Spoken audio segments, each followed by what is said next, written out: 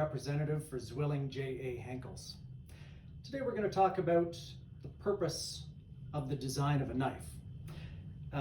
You're going to find there's many different knife designs on the market, and they're all kind of designed with a specific purpose in mind. Firstly, we should talk about misuse of a knife, things that aren't covered under warranty.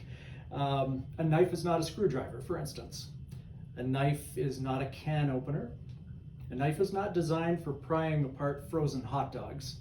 Those kind of things would void your warranty. We've seen lots of chipped ends, chipped tips, and damage to the edge of a knife if they're used improperly.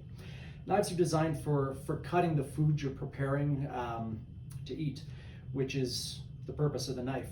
So this is a very basic one. This is your kind of traditional 8-inch chef's knife from our Twin Master Yellow Handle series. This knife is designed for cutting meat, vegetables, herbs, just kind of a general all-purpose kitchen knife. When you get into other specifics, there's lots of different types of knives. This little guy I have here, this is a serrated utility knife. Some people call it a bagel knife. It's great for cutting bagels. Some people call it a tomato knife. You can see the serration along the edge of the knife, all those little teeth. That's kind of the purpose of that, is for easily breaking through a hard shell with a soft interior. So your breads, your bagels, your tomatoes, your citrus fruits, anything that has kind of that hard exterior but nice soft juicy interior, that's going to cut through nice and easily. We're going to get into knives like the Asian style Santoku knife. So you can see the design of that knife, just a little different look, a little different style. It's not a lot different from our traditional chef's knife. One difference you'll see is those dimples on the edge of the knife. That's called a Granton edge. And the purpose of that is it creates little air pockets in the edge, in the blade of the knife. So as you're slicing through dense material like thick, juicy meats, potatoes, squash, things like that, it just helps avoid that sticking, that grabbing of the food to the edge of the knife, which is going to help you cut through a little bit easier. That's what that Granton edge is for on the Santoku knife. You can find chef's knives, traditional North American chef's knives that have that Granton edge as well. The other thing, unique feature about the Asian style Santoku knife is the edge of the knife is usually a little bit finer edge, which means it's going to be just feel slightly sharper. And when you're sharpening it, you just have to take that into consideration because the angle on the edge is just going to be a little less than the angle on the traditional chef's knife edge. Another one that you'll be familiar with is the bread knife. So again, you have that serrated, those teeth along the edge of the knife.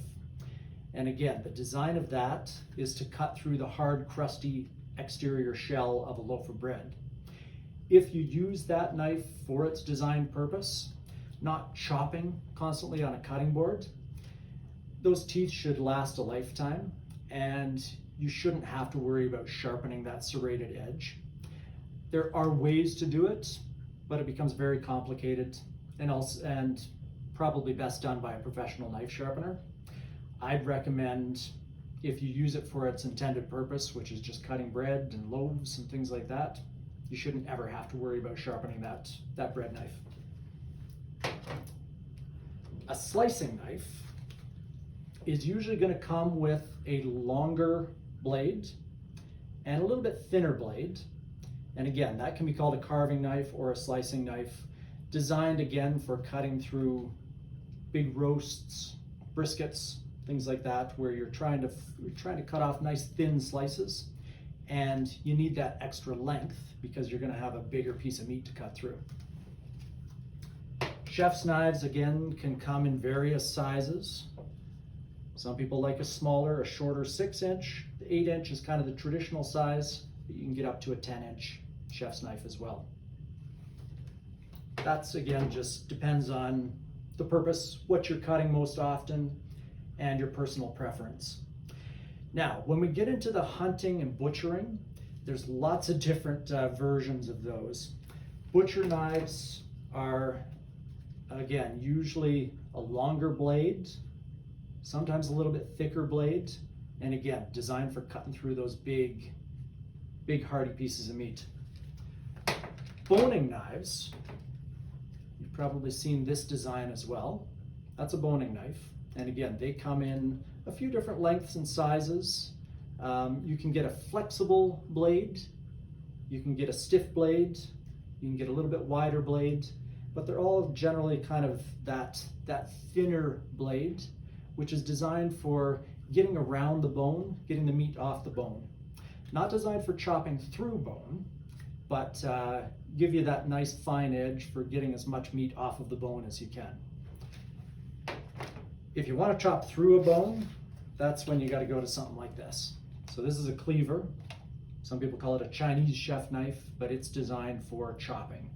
It's a heavier, thicker blade, bigger blade, as you can see, and the style of it generally gives it a lot of strength and stability. So that's what you're going to use when you're really wanting to hack through bone or hardy materials. Paring knives, again, are just kind of a smaller version of this guy, usually non-serrated, but a really handy little knife for using around your kitchen on little veggies and fruits and citrus fruits and things like that. I hope that gives you kind of an idea of where to start when you're looking for a specific knife for a specific purpose. Again, there's lots of resources on our website at Zwilling.ca. You can find them here as well, and ask questions and see if you can find the knife that's perfect for your purpose.